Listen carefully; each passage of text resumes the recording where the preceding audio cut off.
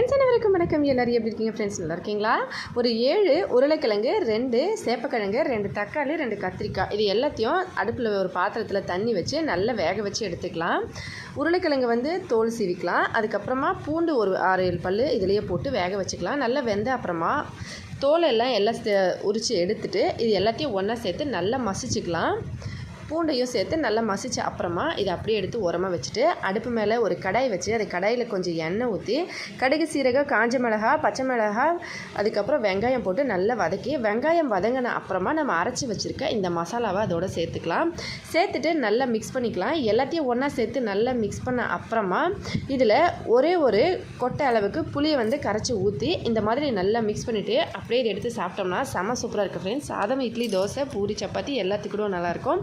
Try பண்ணி பார்த்துட்டு எப்படின்னு சொல்லுங்கள். வீடியோ பிடிச்சிருந்தா லைக் பண்ணி, ஷேர் பண்ணி, சப்ஸ்கிரைப் பண்ணுங்கள். நம்ம சேனலை சப்ஸ்கிரைப் பண்ணி சப்போர்ட் பண்ணுங்கள். நன்றி, வணக்கம்.